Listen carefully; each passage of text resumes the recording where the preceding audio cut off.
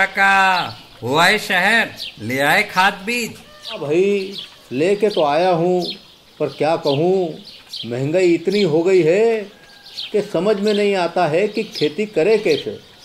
फसल भी अच्छी नहीं होती है, ये दवाइयाँ नहीं डालूँ तो कर्जा करके लाओ, कैसे भी लाओ, लाना तो पड़ेगा ही। और ये दवाई की दुकान का कर्जा तो ख़त्म होने का नाम नहीं लेता।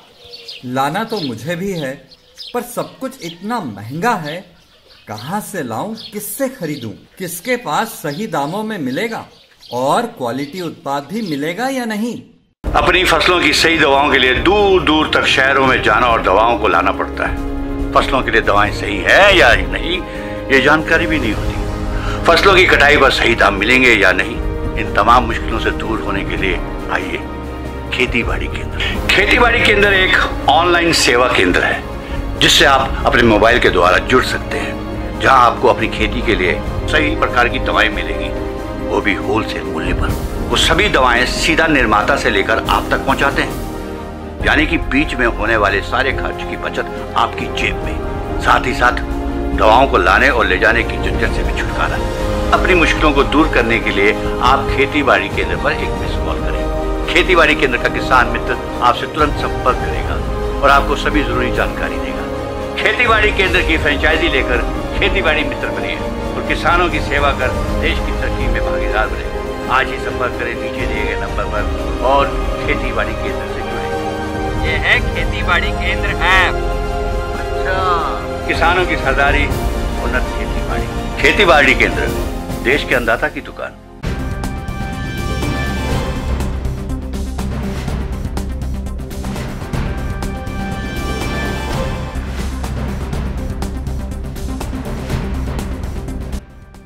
नमस्कार, मिड डे प्राइम में आप सभी दर्शकों का बहुत बहुत स्वागत है। आज आपके साथ मैं हूं असीम मिश्रा। शुरुआत इस वक्त की बड़ी खबर के साथ।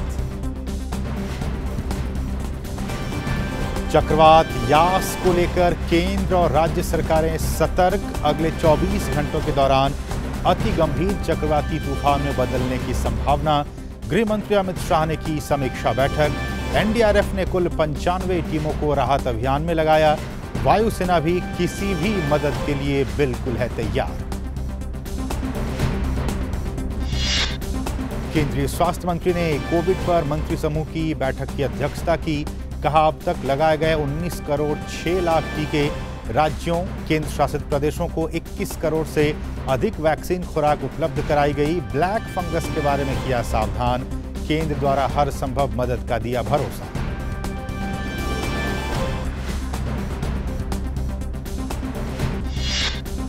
बच्चों के लिए कोवैक्सीन का जून महीने से शुरू हो सकता है ट्रायल। देश में कोरोना के नए मामलों में लगातार गिरावट जारी। 2,22,000 नए मामले हुए दर्ज। पिछले 24 घंटों में 3,02,544 मरीज हुए स्वस्थ। केंद्र ने 23 से 30 मई के लिए आवंटित की रेमडेसिविर की 22,17,000 शीशियां। विदेश मंत्री डॉक्टर एस जयशंकर 5 दिवसीय दौरे पर अमेरिका पहुंचे। एस जयशंकर अमेरिकी विदेश मंत्री के साथ करेंगे चर्चा। संयुक्त राष्ट्र महासचिव एंटोनियो गुतेरेस से भी कर सकते हैं मुलाकात।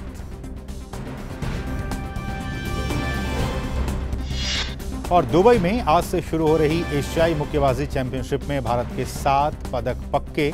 वहीं पुरुष वर्ग में स्टार मुक्केबाजों से सजी भारतीय दल की नजर पिछले रिकॉर्ड को बेहतर करने पर होगी।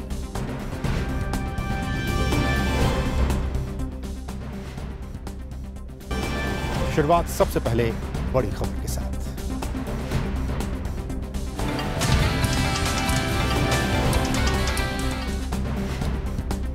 और इसमें सबसे पहले बात करेंगे साइक्लोन।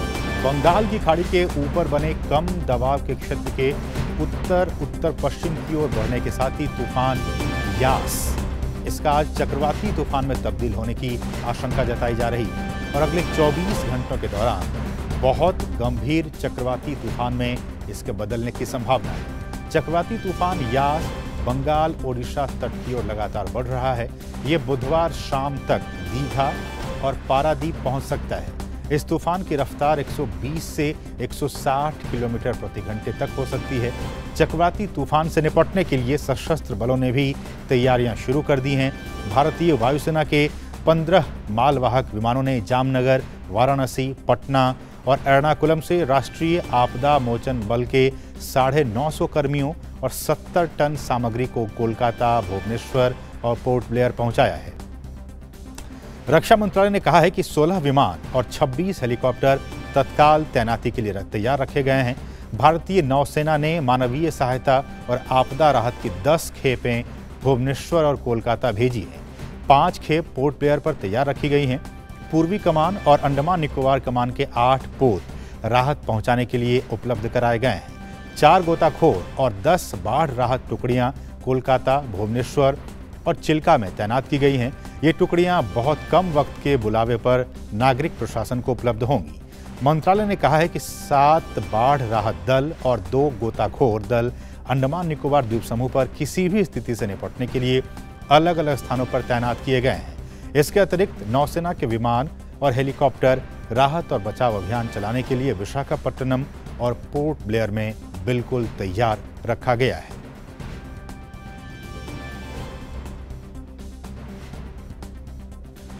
और इस सब के बीच चक्रवाती तूफान यास के मद्देनजर आईएमडी भुवनेश्वर के वरिष्ठ वैज्ञानिक उमाशंकर दास ने कहा है कि 25 मई तक चक्रवाती तूफान यास बहुत तीव्र चक्रवाती तूफान में बदल सकता है।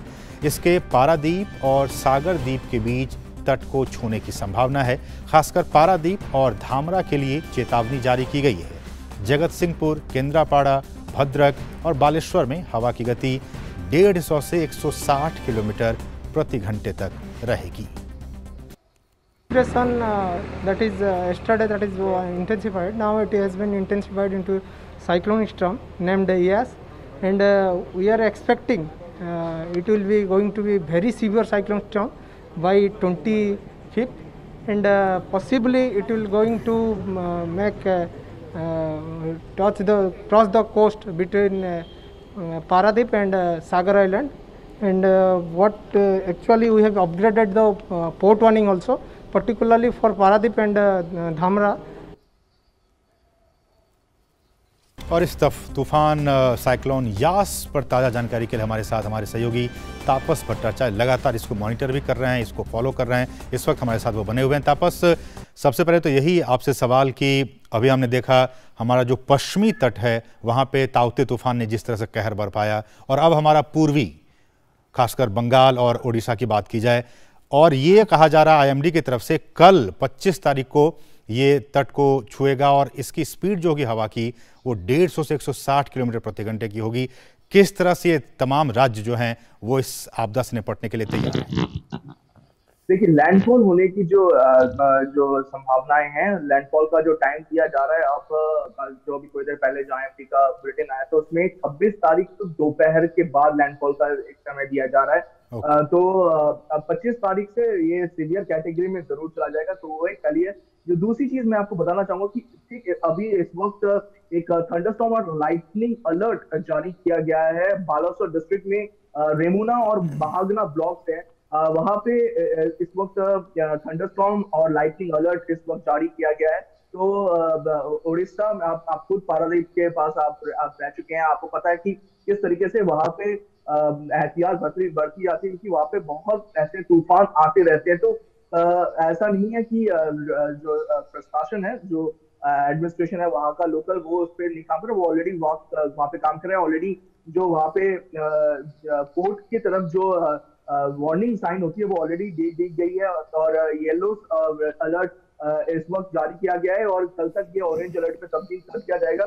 जहां तक रही बात इस तूफान की, तो ये तूफान की जो गति है, जो आप बता रहे हैं कि इस वक्त 24 तारीख तक ये तूफान की गति जो है ये 110 से 120 प्रति घंटे की रफ्तार से ये पहुंच जाएगी और 25 तारीख यानी कि कल तक इसकी जो तीव्रता है ये एक्सपेक्ट कर रहे हैं कि करीब 145 से 170 के बीच, सॉरी 155 तक, 130 से 155 तक इसकी गति पकड़ेगी। और जब ये लैंडफॉल करेगा करीब 26 तारीख के दोपहर के बाद, तब इसकी गति जो होगी वो करीब 185 तक इसकी गति जो है पकड़ जाएगी। और इसी वजह से जो तीव्रता है इसकी वेरी सीवियर कैटेगरी है। इससे पहले भी हमने देखा था कि फोनी और अम्फन का जो कहर है वो किस तरीके से उड़ीसा से लेकर बंगाल तक आया था। और ये वाला जो ये जो साइक्लोन है यास, इसकी जो क्षमता है ये करीब बालासोर डिस्ट्रिक्ट, अगर हम बात करें पारादीप से बालासोर से लेके वेस्ट बंगाल के कोस्ट में जो कोस्टल एरिया है वहां पे दीघा तक अगर बात करें तो इसका ये जो पूरा जो जगह है उस पर इम्पैक्ट करने की बात चल रही है। तो लैंडफॉल का एरिया बड़ा सा जरूर है, लेकिन इसके साथ ही कलकत्ता और बाकी जगहों पे भी इसका खासतौर से इसका प्रभाव देखने को जरूर मिलेगा, क्योंकि जो आई का जो बाहर का हिस्सा होता है, जो पेरीफेरी जो से कहते हैं, वो पेरीफेरी कलकत्ता और उसके आसपास के जगह से होकर निकलेगा। तो वहां पे काफी नुकसान होने की उम्मीद मतलब आशा जताई जा रही है। और इस वजह से एडमिनिस्ट्रेशन, लोकल एडमिनिस्ट्रेशन बंगाल में और उड़ीसा में खासतौर से कोई कोताही नहीं बरत रहा। आदत है बे ऑफ बंगाल में कुछ ज्यादा, ये जो समय हम बात करें मानसून से पहले, मानसून के समय, ये ऐसा समय है जहाँ पे हमेशा बे ऑफ बंगाल में साइक्लोन या चक्रवाती तूफान का जो प्रकोप है देखने को मिलता है। तो अलर्ट जरूर है। जो दिक्कत ज्यादातर एडमिनिस्ट्रेशन को जहाँ पे आती है वो है इस वक्त खासतौर से जहाँ पे कोविड की महामारी जैसे चल रही है। तो किस तरीके से प्रोटोकॉल को फॉलो करते हुए लोगों को सुरक्षित जगह पे लेके जाए, वो एक चुनौती जरूर इनके सामने है। और तापस, चूंकि आपने बताया भी, मेरे जो अपने रिलेटिव हैं जो कि पारादीप में इस वक्त वो रह रहे हैं, उनसे भी मेरी कुछ देर पहले ही बातचीत हुई है। उनका ये कहना है कि तूफान आने से पहले की जो शांति होती है, मौसम बिल्कुल, हवा बिल्कुल नहीं चल रही है, पत्ते भी नहीं हिल रहे हैं। एक तरह से वो घबराए हुए हैं कि किस तरह से जो स्पीड की जब बात आती है मीडिया में IMD के हवाले से 150-160 किलोमीटर प्रति घंटे की रफ्तार से ये हवाएं आएंगी। हालांकि आप जानते हैं, जैसा कि आपने कहा भी, कि जो हमारा पूर्वी तट है वो लगातार हर साल इस तरह की तूफानों से रूबरू होते रहते हैं। वहाँ का जो एडमिनिस्ट्रेशन है वो उससे निपटने के लिए लगातार तैयार भी है। लेकिन अगर मैं आपसे केंद्रीय राहत एजेंसियों की बात करूं, किस तरह से वो लोग तैयार हैं इस पूरी आपदा से निपटने के लिए? देखिए, सबसे पहले तो आपके रिलेटिव्स के लिए बता दूं कि इस वक्त जो चक्रवाती तूफान है वो 620 किलोमीटर पारादीप से साउथ ईस्ट दूर है। तो इस वजह से इसके बाद जैसे आज शाम से और कल से एक्सपेक्ट कर रहे हैं हम लोग की जो थंडरस्टॉर्म और बारिश का जो सिचुएशन है वो वहाँ पे शुरू हो जाएगा। आपने सही कहा, ये वहाँ पे लोगों को एक तरह से आदत है। पूरे कोस्टल, अगर हम उड़ीसा की बात करें, बंगाल की बात करें, और ये जो हम बात करेंगे दोनों स्टेट्स के बॉर्डर पे इसका इम्पैक्ट पड़ रहा है। तो उन दोनों को जो स्टेट्स है इनको आदत ऐसी है ऐसे साइक्लोन को हैंडल करने की, क्योंकि इसका सिवियरिटी ज्यादा है।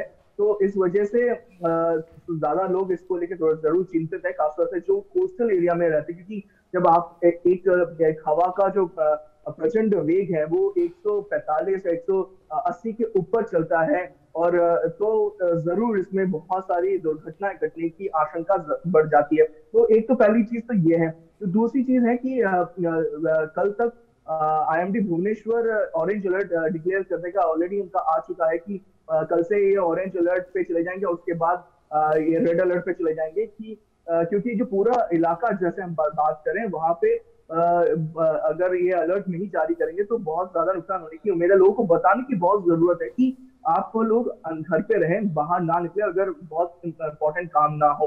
तो पहली चीज तो ये है। एडमिनिस्ट्रेशन की अगर हम बात करें तो एडमिनिस्ट्रेशन लगातार सेंट्रल मॉनिटरिंग कर रहा है। कल भी प्राइम मिनिस्टर नरेंद्र मोदी ने इस पे बहुत चर्चा की थी। जो दोनों स्टेट से आज थोड़ी देर पहले तक होम मिनिस्टर अमित शाह इन पे चर्चा करें, तो कहीं ना कहीं सेंटर पूरी तरह से स्टेट्स को हेल्प करने में लगा हुआ है। NDRF की टीमें भी लगी है। अगर हम बात करें, अभी तक NDRF की 99 टीम्स को मतलब लगाया गया है 5 स्टेट्स और यूनियन टेरिटरीज में। खासतौर से इसका जो मेजर इम्पैक्ट है वो कोशिश कर रहे हैं कि इसका मेन जो है वो बंगाल और उड़ीसा में रखें। इनफैक्ट 52 और 35 जो टीमों को तैनात किया गया है इन दोनों स्टेट्स में, और बाकी स्टेट्स को तेलंगाना और दूसरे अंडमान की तरफ है उनको वहां पे रखा गया। तो मेन एम्फेसिस NDRF का इन दोनों उड़ीसा एंड बंगाल पे है। NDRF की कोशिश ये है कि जो लोकल एडमिनिस्ट्रेशन, लोकल जो रिलीफ रेस्क्यू ऑर्गेनाइजेशन, जैसे उड़ीसा में ODRF है, तो उनके साथ और बंगाल में जो है उनके साथ मिलके एक तालमेल के साथ ये सारी चीजें की जाए।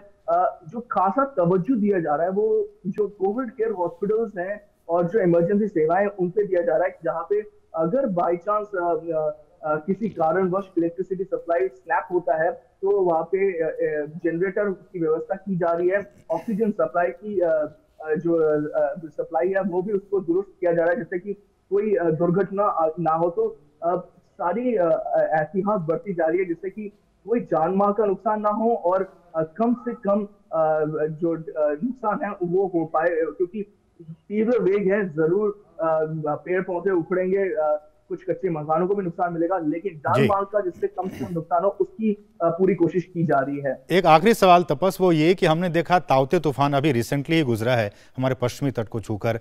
हमने देखा कि उस तूफान से नुकसान तो जो होना था वो तो हुआ ही, लेकिन उसकी वजह से जो बार्ज P305 जो जहाज था वो डूब गया, उसमें कई लोग मर गए और कहा गया कि उन्होंने उस दिशा निर्देश का पालन नहीं किया। मेरा सवाल आपसे ये है कि क्या नेवी की तरफ से, तमाम अथॉरिटी की तरफ से, जो इस वक्त बंगाल की खाड़ी के आसपास या उधर कोई अगर शिप है, कोई जहाज है, उनको कोई चेतावनी, कोई निर्देश जारी किए गए हैं क्या कि वो सुरक्षित लौट आए? बहुत बहुत जरूरी बात आपने कही है कि इंडियन कोस्ट गार्ड की बात करें, इंडियन नेवी की बात करें, वो 2 से 3 दिन पहले से ही इनफैक्ट वार्निंग इशू किए जा रहे हैं कंटिन्यूसली। इनफैक्ट फिशिंग एक्टिविटी बंद कर दी गई है, कंप्लीटली बता दिया गया फिशरमैन को कि कोई भी समुद्र में ना जाए। 23 तारीख से ही इनफैक्ट ये मना कर दिया गया है।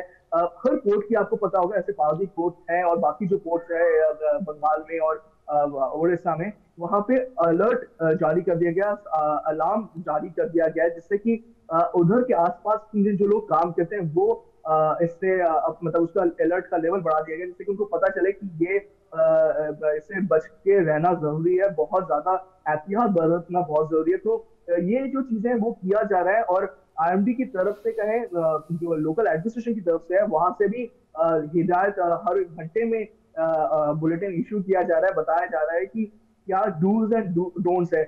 जो इम्पोर्टेंट चीज है कि जो आपको पता है कि जो कोस्टल एरिया में जो मछुआरों का जो घर होता है, जो कॉलोनीज होती है, वो कच्चे मकानों की ज्यादातर होती है। तो वहां से लोगों को सुरक्षित लेके शेल्टर होम में लेके जाया जा रहा है, जहाँ पे उनको खाना और पीना और बाकी सहूलियतें मुहैया कराई जा रही है, जिससे कि जब ये कच्चे मकानों का गिरने का सबसे ज्यादा खतरा होता है ऐसे तूफानों में, जहाँ पे जो गति जो हवा की जो गति है वो करीब 180 के ऊपर होती है। तो इसी वजह से इनको सेफ जगह पे लेके जाए जा रहे हैं और कोशिश यही है कि कम से कम जान माल का नुकसान हो। और हमने देखा है, ऐसा नहीं है, इससे पहले भी हमने देखा है, फोनी तूफान था, अम्बन तूफान था, किस तरीके से सेंटर ने मदद की, स्टेट जो गवर्नमेंट है, स्टेट एडमिनिस्ट्रेशन ने, उन्होंने किस तरीके से सेंटर के साथ मिलकर काम किया और बहुत मतलब बहुत अच्छे से ऐसे साइक्लोन का मुकाबला किया। देखिए, साइक्लोन आएगा, ये नेचुरल फिनोमेना है, इसका कोई हम कुछ नहीं कर सकते।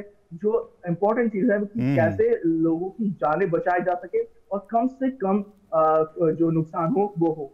चलिए, बहुत बहुत शुक्रिया तापस, आप लगातार इस पे नज़र बनाए रखिए, हम आगे भी आपसे अपडेट देते रहेंगे। फिलहाल आपका बहुत बहुत शुक्रिया इन तमाम ताज़ा अपडेट्स को हम तक पहुंचाने के लिए। और इस बीच केंद्रीय गृह मंत्री अमित शाह ने आज चक्रवात तूफान यास से निपटने के लिए वीडियो कॉन्फ्रेंसिंग के जरिए ओडिशा, आंध्र प्रदेश, पश्चिम बंगाल के मुख्यमंत्रियों और अंडमान और निकोबार द्वीप समूह के उपराज्यपाल के साथ समीक्षा बैठक की।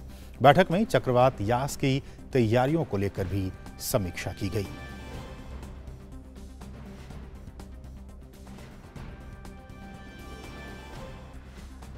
और हमारे साथ हमारे सहयोगी सुधाकर दास इस वक्त ताज़ा अपडेट के साथ मौजूद हैं। सुधाकर, हम जान रहे हैं कि कल ये बहुत ही गंभीर स्थिति हो जाएगी, जो सीवियर साइक्लोन में तब्दील हो जाएगा, और कहा जा रहा है कि 26 तारीख को ये वहाँ टच कर सकता है, लैंडफॉल हो सकता है। क्या कुछ तैयारियां गृह मंत्रालय की तरफ से, और जब इस समीक्षा बैठक की गई, क्या कुछ बातें निकल कर सामने आई?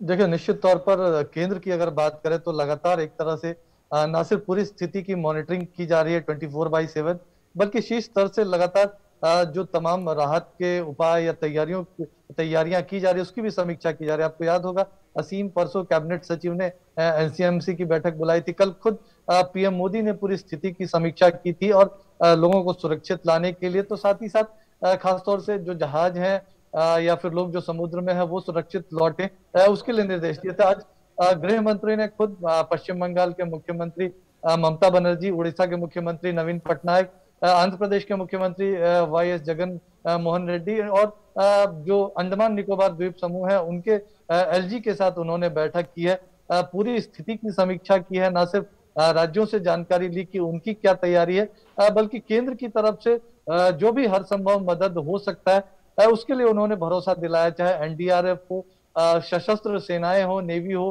तट रक्षक बल हो, और उनकी तरफ से और भी जो तमाम तैयारियां, और इसके साथ साथ ही जो चाहे मिनिस्ट्री ऑफ पावर हो, मिनिस्ट्री ऑफ टेलीकॉम, तमाम मंत्रालयों को भी निर्देश दिए गए। लेकिन निश्चित तौर पर आज की अगर बैठक की बात की जाए, जो कुछ अहम निर्देश फैसले अगर कह सकते हैं, गृह मंत्री ने जिस बात को दोहराया, एक तो क्योंकि कोविड का समय है तो ऐसे अस्पताल जहां आईसीयू है या वेंटिलेटर वाले बेड हैं, तो वहां पर अनइंटरप्टेड बिजली की सप्लाई हो, रुकावट ना हो तूफान की स्थिति में, उसकी समुचित व्यवस्था की जाए। इस बात के निर्देश गृह मंत्री की तरफ से दिए गए हैं। दूसरा निर्देश ये भी है कि उड़ीसा में कई एक दो दर्जन जो प्लांट है, ऑक्सीजन जनरेशन प्लांट है, कई उद्योग भी हैं, तो उनकी सुरक्षा सुनिश्चित किया है, इस बाबत निर्देश दिए गए। और सुरक्षा के साथ साथ ये भी देखा जाए कि ऑक्सीजन सप्लाई की जो व्यवस्था है वो प्रभावित ना हो, तो इस बाबत निर्देश दिए गए। तो ये एक महत्वपूर्ण निर्देश।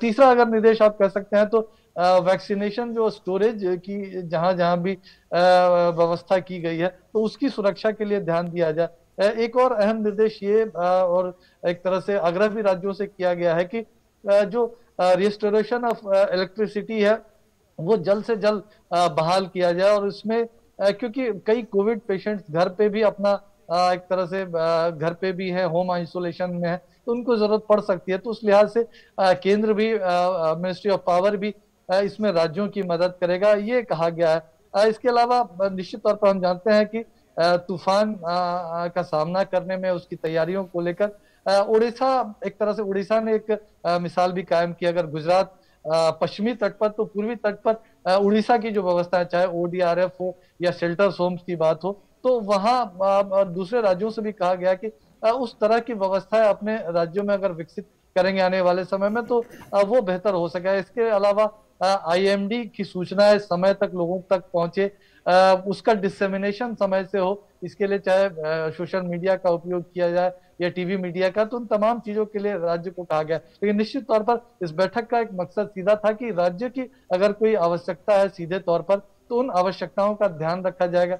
सभी केंद्रीय एजेंसियां, चाहे अर्धसैनिक बल हो, एनडीआरएफ हो, सशस्त्र सेनाएं हो, या फिर जो तमाम ministry of power, ministry of telecom, उन तमाम को निर्देश दिया गया है कि राज्य की जो भी आवश्यकता हो, जरूरत हो, और उसके हिसाब से उनकी मदद की जाए, तूफान से पहले भी और तूफान के बाद तुरंत रिस्टोरेशन के लिए। बिल्कुल सुधाकर, एक आखिरी सवाल वो ये कि हम जानते हैं कि जब नेचुरल कैलेमिटीज, इस तरह की क्राइसिस आती हैं, तो चाहे वो राज्य सरकारें हों, केंद्र सरकार हो, एनडीआरएफ हो, तमाम लोग एकजुट हो जाते हैं और उस आपदा से निपटने के लिए पूरी तैयारियों के साथ लग जाते हैं। मैं आपसे जानना चाहूँगा, खासकर हम जान रहे हैं कि वायुसेना भी लगातार मदद पहुंचा रही है, बिल्कुल अलर्ट मोड में है, नौसेना भी अपनी वो दायित्व का निर्वहन कर रही है। किस तरह से अगर सेनाओं की बात की जाए, वो किस तरह से एनडीआरएफ के साथ मिलकर इस पूरे राहत को लेकर अंजाम देने का काम कर रही है? देखिए, बिल्कुल निश्चित तौर पर अगर देखिए, सबसे पहले अगर एनडीआरएफ की बात की जाए तो 99 टीमों की तैयारी है इस तूफान से निपटने के लिए। इसमें से अकेले 85 टीमें अगर बात की जाए तो उड़ीसा और बंगाल के लिए बंगाल में 25 टीमों का प्री डिप्लॉयमेंट हो चुका है अलग अलग स्थानों पर। 10 टीमें स्टैंड बाई पर है, जबकि उड़ीसा में 22 टीमों का प्री डिप्लॉयमेंट हो गया है और 30 टीमें अलग अलग स्थानों पर। इसके अलावा बाकी टीमें आंध्र प्रदेश हो, तमिलनाडु हो, पुडुचेरी हो और एक तरह से अंडमान निकोबार के लिए रखी गई हैं और प्री डिप्लॉयमेंट उनका भी हो चुका है। इसके अलावा भारतीय नौसेना के जहाज है, इंडियन कोस्ट गार्ड के जहाज है, उनको रखा गया। भारतीय वायुसेना के हेलीकॉप्टर स्टैंड बाई पर है, आर्मी को भी स्टैंड बाई पर रखा गया है। खासतौर से रिस्टोरेशन वर्क में काफी जरूरत पड़ती है। हमने देखा था गुजरात में भी, गुजरात और दीव में भी सेना के जवानों ने काफी काम किया था। सड़क साफ करने की बात हो, कम्युनिकेशन लाइन स्टैब्लिश करने की बात हो, तो उसके लिए भी उनका प्री डिप्लॉयमेंट किया गया। इसके अलावा जो अतिरिक्त जनरेटर और हाई पावर जनरेटर्स हैं, मिनिस्ट्री ऑफ पावर की तरफ से उसके लिए व्यवस्था की जा रही है। जो एक तरह से तूफान के बाद की जो स्थिति में तुरंत जिन चीजों की जरूरत पड़ सकती है, चाहे स्टॉक पाइलिंग के लिए राज्यों को यह भी निर्देश दिया गया है कि खाद्यान्न सामग्री हो, दवा हो, खासतौर से क्योंकि कोविड का समय चल रहा है तो उसका विशेष तौर पर ध्यान रखा जाए। तो एक तरह से तमाम एजेंसियों के साथ मिलकर कोऑर्डिनेटेड तरीके से राज्य और केंद्र मिलकर इस पूरी स्थिति का सामना कर सके, उसकी तैयारी है। और पीएम मोदी का निर्देश है कि हर एक जान को बचाने की कोशिश की जाए, वो प्रायोरिटी में होना चाहिए। तो उस लिहाज से ही तमाम एजेंसियां काम कर रही हैं। चलिए, बहुत बहुत शुक्रिया सुधाकर, आप लगातार इन तमाम ताज़ा अपडेट्स को हम तक पहुंचाते रहिएगा। बहुत बहुत शुक्रिया आपका इन तमाम ताज़ा अपडेट्स को हम तक पहुंचाने के लिए। फिलहाल और अब बात करेंगे ताज़ा खबर की।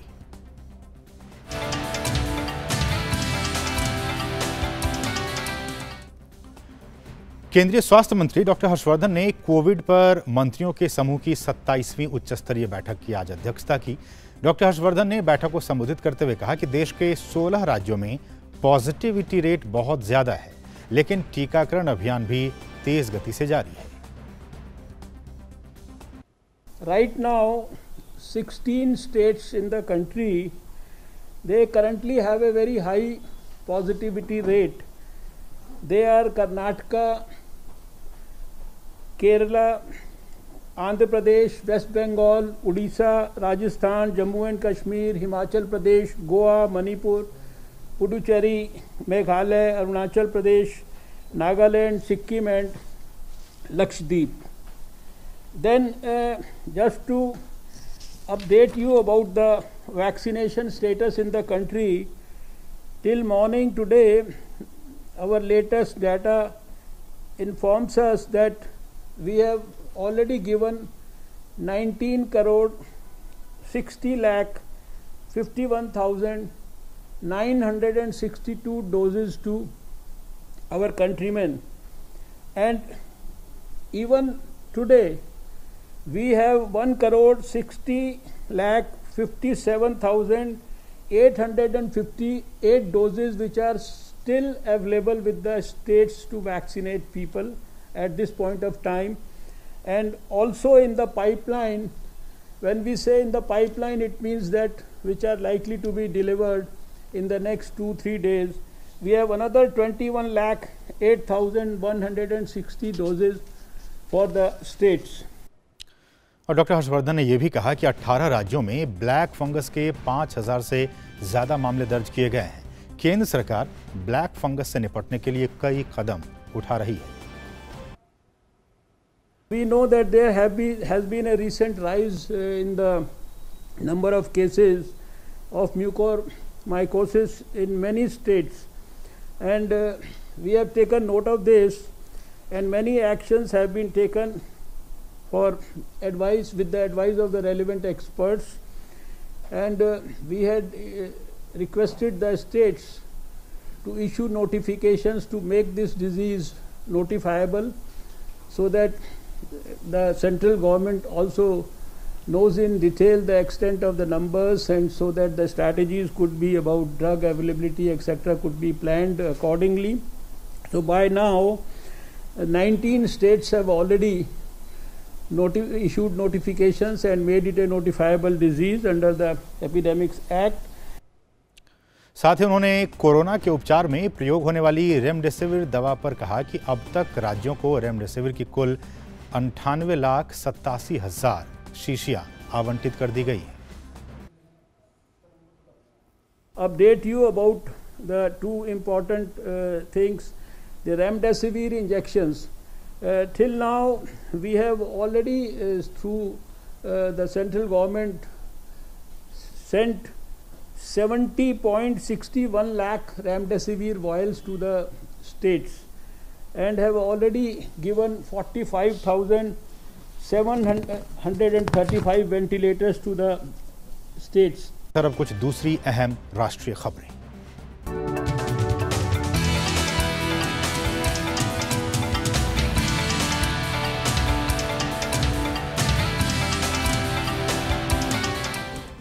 और देश में कोरोना के खिलाफ जारी जंग में टीकाकरण को लेकर भारत बायोटेक ने कहा है कि वो अगले महीने यानी जून से कोविड वैक्सीन यानी कोवैक्सीन का बच्चों पर ट्रायल शुरू कर सकता है। भारत बायोटेक के business development and international advocacy head doctor Rachesh Ella ने कहा है कि हम जून महीने से अपने वैक्सीन कोवैक्सीन का बच्चों पर परीक्षण शुरू कर सकते हैं। हाल ही में drug controller general of India ने भी 2 से 18 साल के बच्चों पर क्लिनिकल ट्रायल करने की मंजूरी दी थी। और स्वास्थ्य और परिवार कल्याण मंत्रालय के मुताबिक देश भर में कोरोना के 2,22,000 से अधिक नए मामले सामने आए हैं। वहीं पिछले 24 घंटों में 3,02,544 मरीज उपचार करवाकर स्वस्थ हो चुके हैं। इस समय देश में सक्रिय मामलों की कुल संख्या 27,20,716 है। बीते 24 घंटों में देश भर में कोरोना से 4,454 लोगों की मौत हुई है। वहीं मृतकों का कुल आंकड़ा 3,03,720 हो गई है। और देश में कोरोना के खिलाफ जारी जंग में टीकाकरण अभियान भी तेज गति से जारी है। देश में पिछले 24 घंटों में कोरोना की 9,42,722 वैक्सीन लगाई गई है, जिसके बाद कुल टीकाकरण का आंकड़ा बढ़कर अब 19,60,51,962 हो गया है।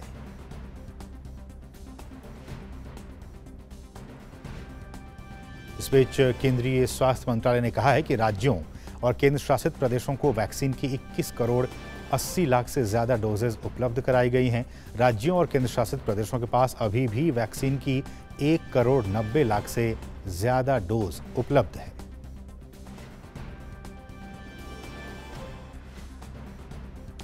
और वहीं भारतीय चिकित्सा अनुसंधान परिषद के मुताबिक भारत में कल कोरोना के लिए 19,28,127 सैंपल टेस्ट किए गए। वहीं देश में कल तक कुल 33 करोड़ 5,36,064 सैंपल टेस्ट किए जा चुके हैं। और इस सबके बीच ब्लैक फंगस यानी म्यूकर माइकोसिस को लेकर जम्मू कश्मीर में एक अधिसूचित बीमारी इसे घोषित कर दिया गया है। इसके बाद अब ये अनिवार्य हो गया है कि सरकारी अधिकारियों को प्रत्येक मामले के बारे में जानकारी रहे और इसके ट्रैकिंग और रोकथाम के लिए उचित कदम उठाए जाएं।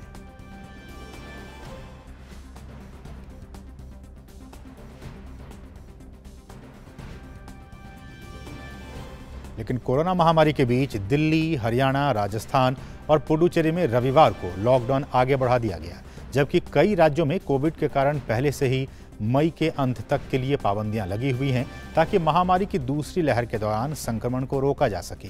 दिल्ली के मुख्यमंत्री अरविंद केजरीवाल ने राजधानी में एक और हफ्ते के लिए लॉकडाउन बढ़ाने की रविवार को घोषणा करते हुए कहा कि अगर कोविड के मामलों में कमी जारी रहती है तो 31 मई से चरणबद्ध तरीके से अनलॉक की प्रक्रिया शुरू की जाएगी।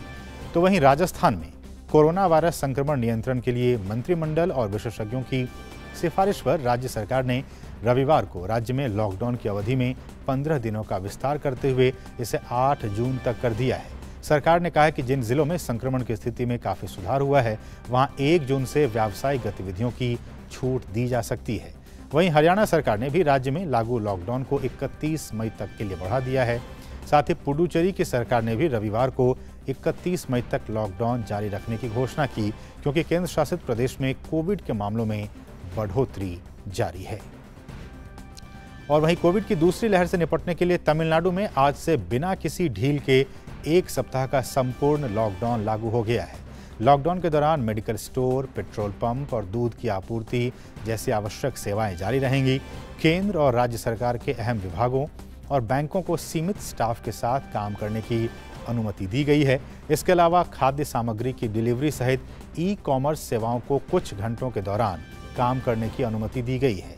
इसके साथ ही मीडिया और चिकित्सा उपकरणों का निर्माण करने वाली इकाइयों को पिछले लॉकडाउन के मानदंडों के मुताबिक ही काम करने की अनुमति दी गई है। वहीं उत्तराखंड में कोरोना के मामलों पर अंकुश लगाने के लिए कोरोना कर्फ्यू 1 जून तक के लिए बढ़ा दिया गया है। कोरोना कर्फ्यू के दौरान आवश्यक वस्तुओं की बिक्री करने वाली दुकानें सुबह 8 बजे से 11 बजे तक खुली रहेंगी। इसके अलावा 28 मई को दुकानें सुबह 8 बजे से 12 बजे तक खुली रहेंगी। इस बीच उत्तर प्रदेश के मुख्यमंत्री योगी आदित्यनाथ ने आज गोंडा जिले का दौरा किया। सबसे पहले उन्होंने इंटीग्रेटेड कोविड कमांड सेंटर का निरीक्षण किया। उसके बाद मुख्यमंत्री ने मंडल के जनप्रतिनिधियों, अधिकारियों के साथ समीक्षा बैठक की। मुख्यमंत्री ने समीक्षा बैठक के बाद प्रेस को संबोधित करते हुए कहा कि राज्य में लगातार पॉजिटिविटी रेट कम हो रही है और रिकवरी रेट बढ़ी है। साथ ही उन्होंने कहा कि प्रत्येक जनपद को ऑक्सीजन के लिहाज से आत्मनिर्भर हो सके, इसके लिए सरकार युद्ध स्तर पर काम कर रही है। उत्तर प्रदेश 3 लाख से अधिक टेस्ट प्रतिदिन कर रहा है और मुझे आप सबको बताते हुए संतोष की अनुभूति हो रही है कि पिछले 24 घंटे के अंदर उत्तर प्रदेश में 3,26,000 से अधिक टेस्ट हुए हैं। प्रदेश के अंदर लगातार पॉजिटिविटी कम हो रही है और रिकवरी बढ़ी है। पॉजिटिविटी की स्थिति है कि प्रदेश के अंदर जो एक बार लगभग 17% तक पहुंच चुका था, आज वह घट करके 2 के आसपास आ चुका है। आने वाले समय में उत्तर प्रदेश का हर जनपद ऑक्सीजन की दृष्टि से आत्मनिर्भर होगा। हर हॉस्पिटल में ऑक्सीजन प्लांट होंगे या ऑक्सीजन कंसंट्रेटर होंगे। ये कार्रवाई युद्ध स्तर पर चल रही है। और मध्य प्रदेश के मुख्यमंत्री शिवराज सिंह चौहान ने कांग्रेस के पूर्व सीएम कमलनाथ पर जमकर हमला बोला है। उन्होंने कहा है कि एक तरफ जहां हम लोगों की सेवा में लगे हुए हैं, कांग्रेस राज्य में आग लगाने की तैयारी कर रही है। उन्होंने कहा कि कमलनाथ को इसका जवाब देना ही होगा। ये एक साथ लड़ने का वक्त है और कमलनाथ मौतों का जश्न मनाने में व्यस्त है। एक तरफ सरकार जनता के सहयोग से संक्रमण को नियंत्रित करने में लगी है, पीड़ित परिवारों की सेवा में लगी है। हम उनके लिए अनेकों योजनाएं बना रहे हैं, हम उनकी तकलीफें कम करना चाहते हैं।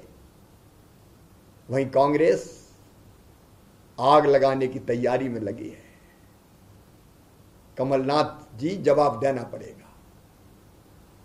इस समय जब मिलकर साथ लड़ने का मौका था, आप मौत का उत्सव मना रहे हो, आप काउंटर लगवा रहे हो, आप प्रदेश में अराजकता फैला रहे हो। और अब खबर केरल से है, जहां विधानसभा का पहला सत्र आज से शुरू हो गया है। सत्र के पहले दिन प्रोटेम स्पीकर ने नवनिर्वाचित विधायकों का शपथ दिलाई गई। केरल विधानसभा का सत्र 14 जून तक जारी रहेगा। इससे पहले मुख्यमंत्री पिनाराई विजयन ने 21 मई को केरल के मुख्यमंत्री के तौर पर दूसरी बार शपथ ली थी।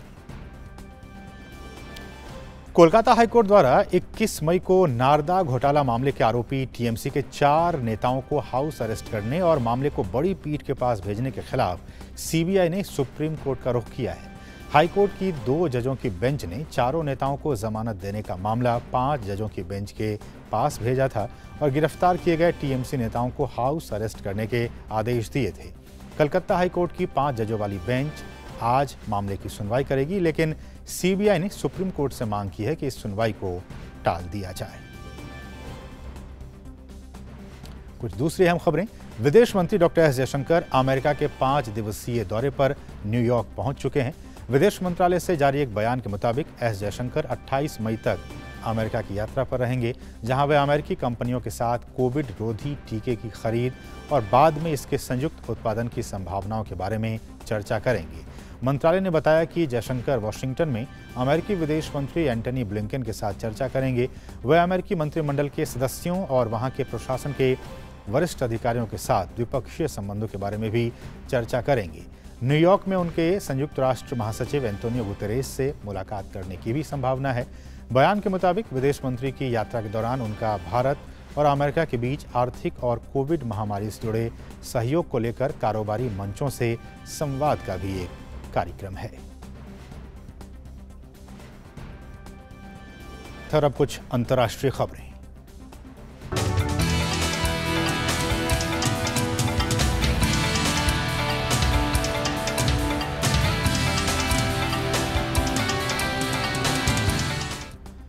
शुरुआत फ्रांस से करें तो फ्रांस में कोरोना के मामलों में कमी दर्ज होने पर पिछले लंबे वक्त से जारी कोरोना प्रतिबंध को अब कम किया जा रहा है। फ्रांस की राजधानी पेरिस में अनलॉक की प्रक्रिया शुरू हो गई है। पेरिस में लंबे वक्त के बाद रेस्टोरेंट में रौनक नजर आ रही है। लोगों ने साथ बैठकर अनलॉक का जश्न मनाया। फ्रांस में मई की शुरुआत से लॉकडाउन में ढील दी जा रही है, जिसे जून तक प्रतिबंधों को पूरी तरह से समाप्त कर दिया जाएगा। और देखिए, ऐसा इसलिए मुमकिन हो पाया है फ्रांस में, क्योंकि वहाँ के लोगों ने उस कोरोना प्रोटोकॉल का बहुत ही अच्छे तरीके से पालन किया। इसलिए आप ये देख पा रहे हैं। इसलिए हमें भी बहुत अच्छे तरीके से जो भी प्रोटोकॉल है कोरोना का आपको पालन करने की ज़रूरत है। तभी हम ये भारत में भी अनलॉक की प्रक्रिया यहाँ पे शुरू करने की बातें राज्य सरकारें या फिर केंद्र सरकार सोच सकती है। लेकिन ब्राज़ील की भी बात की जाए तो ब्राज़ील में एक सार्वजनिक कार्यक्रम में कोरोना के सुरक्षा नियमों का पालन नहीं करने के लिए राष्ट्रपति जायर बोल्सोनारो को जुर्माना देना होगा। मरहानो राज्य के गवर्नर ने बताया है कि राज्य के स्वास्थ्य सुरक्षा नियमों का पालन करने में नाकाम रहने के लिए बोल्सोनारो को जुर्माना देना होगा। स्वास्थ्य अधिकारियों ने बिना सुरक्षा उपायों की होने वाली सभाओं को बढ़ावा देने के लिए बोल्सोनारो के खिलाफ मामला दर्ज किया। कानून सभी पर लागू होता है। डीनो ने जनता को याद दिलाया कि उनके राज्य में 100 से अधिक लोगों के इकट्ठा होने पर प्रतिबंध है और फेस मास्क का उपयोग जरूरी है। बोल्सोनारो के कार्यालय के पास अपील करने के लिए 15 दिनों का वक्त है, जिसके बाद जुर्माने की राशि निर्धारित की जाएगी। आपको बता दें कि संयुक्त राज्य अमेरिका के बाद ब्राज़ील में दुनिया का सबसे बड़ा कोरोना वायरस मौत का आंकड़ा है। ब्राज़ील इस महामारी को रोकने के लिए लगातार संघर्ष भी कर रहा है। इटली की बात की जाए तो उत्तरी इटली में लैक मजोरे में एक केबल कार के गिरने से कम 13 लोगों की मौत हो गई है, तो वहीं 3 लोग गंभीर रूप से घायल हुए हैं। स्थायी आपातकालीन सेवाओं के मुताबिक पिडमोंट क्षेत्र के स्ट्रीसा रिजॉर्ट टाउन में यात्रियों को ले जाते वक्त यह हादसा हुआ। बचाव और हेलीकॉप्टर आपातकालीन सेवाओं ने दुर्घटना के बाद काम करना शुरू कर दिया है।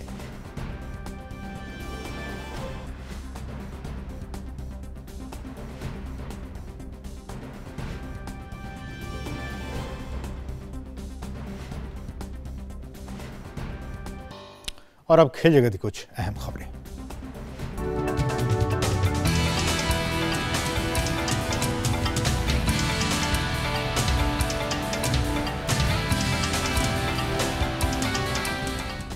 बात बॉक्सिंग की जाए तो ओलंपिक की तैयारियों में लगे भारतीय मुक्केबाजों के आज से दुबई में शुरू होने वाली एशियाई चैंपियनशिप में छोटे ड्रॉ के कारण 7 पदक पक्के हो गए हैं। महिलाओं में शीर्ष वरीयता प्राप्त 6 बार की विश्व चैंपियन एमसी मैरी कॉम, गत चैंपियन पूजा रानी, अनुपमा स्वीटी, लवलीना बोर्गोहेन, लालबुत्साई और मोनिका सेमीफाइनल मुकाबले से अपने अभियान को शुरू करेंगी। भारत के कुल 19 मुक्केबाज इस प्रतियोगिता में अपना कौशल दिखाएंगे। इनमें 9 पुरुष और 10 महिला मुक्केबाज शामिल हैं।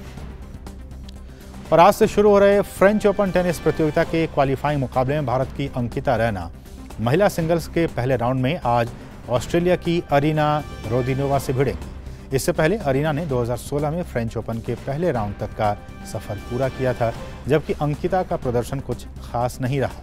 पिछले साल क्वालिफाइंग राउंड के दूसरे दौर में ही उनको हार का सामना करना पड़ा था। रविवार को क्वालिफायर टूर्नामेंट का ड्रॉ हुआ था। फुटबॉल की बात की जाए तो लिवरपूल ने इंग्लिश प्रीमियर लीग में तीसरे स्थान पर रहते हुए चैंपियंस लीग के लिए क्वालिफाई कर लिया है। रविवार की रात खेले गए प्रीमियर लीग के मौजूदा सत्र के अंतिम मुकाबले में लिवरपूल ने क्रिस्टल पैलेस को 2-0 से हराने में सफलता पाई। लिवरपूल के लिए सादियो माने ने 36वें मिनट में फर्मिनो के पास पर पहला गोल किया। वहीं मैच के 74वें मिनट में माने ने सालाह के पास पर अपना और टीम का दूसरा गोल करने में सफलता पाई। एक समय शीर्ष 4 से बाहर चल रही लिवरपूल ने लीग में लगातार 5 मुकाबले जीतकर अंतिम 4 में स्थान बनाने में सफलता पाई है। इस मैच को देखने के लिए लिवरपूल के करीब 10,000 समर्थक मैदान में मौजूद थे। और अब बात आपकी सेहत की, बात योग की। हर रोज योग करने से शरीर स्वस्थ बनता है।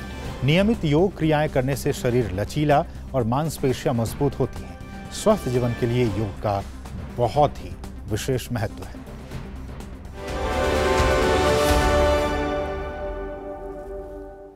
कोविड पैंडेमिक के दौरान लोग काफी समय से घर के अंदर ही हैं। शारीरिक सक्रियता में भी कमी आई है। ऐसे में स्वस्थ रहने के लिए योग का क्या महत्व है, समझते हैं आचार्य प्रतिष्ठा जी से।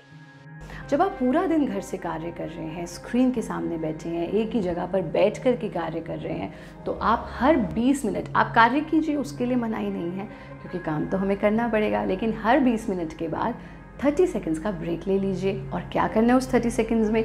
4 चीज़ें हम बता रहे हैं जो आपको करनी है। पहले 20 मिनट के बाद ब्रेक लीजिए, अपनी आंखों को स्क्रीन से हटाइए, दूर देखिए और दूर जितना दूर देख सकते हैं उतना दूर देखिए और इस तरह से आंखों को ब्लिंक कीजिए। ब्लिंक करते जाएं 30 सेकंड्स तक ब्लिंकिंग करना और फिर आंखों को बंद कर देना और फिर दोबारा काम में लग जाना। ऐसा करने से आपकी आंखें रिलैक्स होंगी, ब्रेन रिलैक्स होगा, लुब्रिकेटिंग बनेगा, आंखों में ड्राइनेस और ड्राउजीनेस नहीं होगी। अगले 20 मिनट फिर कार्य कीजिए और अगले 20 मिनट के बाद अपनी गद्दी का मोह छोड़ दीजिए, अपनी चेयर को छोड़िए और अपने चेयर के आसपास ही थोड़ा सा वॉक कीजिए 30 सेकंड्स तक, या घर में कहीं भी जाकर के वॉक कीजिए। बट वॉक करना ये नहीं कि एक जगह से उठ के हम दूसरी जगह जा कर के बैठ जाएं। वॉक कीजिए, वापस आइए, फिर से अपना काम शुरू कर दीजिए। ये हुआ दूसरा काम। तीसरा काम, तीसरे 20 मिनट्स के बाद आप कुर्सी पर बैठ करके या कुर्सी के साइड में खड़े होकर के इस तरह से फिंगर्स को इंटरलॉक करके अपने हाथों को स्ट्रेच करेंगे, वापस ले आएंगे। 30 सेकंड्स में ऐसा आप 3 बार कर सकते हैं। ऐसा कीजिए और अंतिम 20 मिनट्स फिर काम में लग जाइए और 20 मिनट्स, लास्ट जो 20 मिनट्स हैं उनके बाद ब्रेक लीजिए और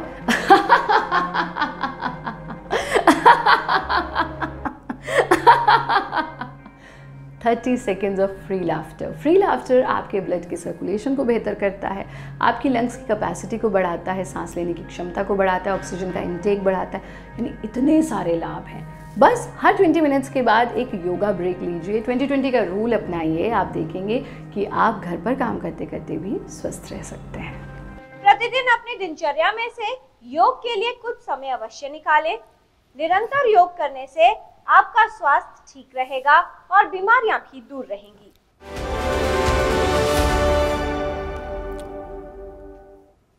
तो मिड डे प्राइम के आज के अंक में बस इतना ही, लेकिन जाने से पहले कुछ महत्वपूर्ण बातें, कुछ ज़रूरी सूचना जो हम हमेशा से आपको देते आए हैं। एक पब्लिक ब्रॉडकास्टर होने के नाते हमेशा से इस बात को हमेशा कहती रही है, खासकर कोविड के दौरान, कि जब भी आप, चाहे आप घर में रहिए या घर से बाहर जाएं, मास्क हमेशा पहनिए। हमेशा मास्क पहनने से क्या है कि आप तो खुद भी संक्रमण से बच सकते हैं और दूसरों को भी संक्रमित होने से आप बचा सकते हैं। तो मास्क यानी कि कोविड प्रोटोकॉल का आप ज़रूर पालन कीजिए, मास्क पहनिए, घर में रहिए या फिर घर से बाहर जाते वक्त। दूसरी बात कि आप एक रेगुलर इंटरवल पे, एक नियमित अंतराल पे अपने हाथों को अच्छी तरह से धोते रहिए। इससे आप क्या होगा कि आप जब किसी चीज़ को कहीं टच करते हैं, घर से बाहर जाते हैं, जब घर के अंदर आते हैं, तो उससे आपको संक्रमित होने का खतरा रहता है। तो इसलिए आप अपने हाथों को भी एक नियमित अंतराल पर ज़रूर धोते रहिए। और जो महत्वपूर्ण बातें हैं कि अगर आपको घर से बाहर निकलना ही है तो आप इस बात को ध्यान में रखिए कि आपको एक उचित दूरी बना के रखनी है। जो 2 गज़ की दूरी है वो बना के रखनी है, तभी आप इस कोरोना महामारी से बचकर रह सकते हैं। अगली बात कि अगर आप एलिजिबल हैं, अगर आप योग्य हैं कि आप वैक्सीन लगवा सकते हैं, तो आप ज़रूर जाइए। जो तरीके हैं, जो नॉर्म्स हैं, उसको फॉलो करते हुए आप ज़रूर जाइए और कोई भी वैक्सीन जो आपके घर के आसपास या जहां भी वैक्सीनेशन सेंटर है, जो भी वैक्सीन आपको मिल रही हो, आप उस वैक्सीन को ज़रूर लगवा लीजिए। इससे आप बचकर रह सकते हैं कोरोना से। और जैसा कि आचार्य प्रतिष्ठा बता रही थी कि अगर आप घर में हैं, वर्क फ्रॉम होम कर रहे हैं, तो तमाम फिजिकल एक्टिविटीज़ के साथ आप योगा कर सकते हैं। योगा से मन, चित्त शांत रहता है, प्रसन्न रहता है, आपका शरीर जो है वो लचीला होता है और तमाम जो व्याधियां हैं आपके शरीर के अंदर, जो घर बैठे बैठे आपको हो गया है, वो उससे आप बचकर रह सकते हैं। तो इन तमाम चीज़ों का आप ज़रूर से पालन कीजिए और इस महामारी को रोकने से, बचाने में आप अपनी भी जो महती योगदान है उसका पालन कीजिए, उसका योगदान दीजिए। तो आज के अंक में, मिड डे प्राइम के आज के अंक में बस इतना ही। मुझे और हमारी पूरी टीम को दीजिए अनुमति। नमस्कार।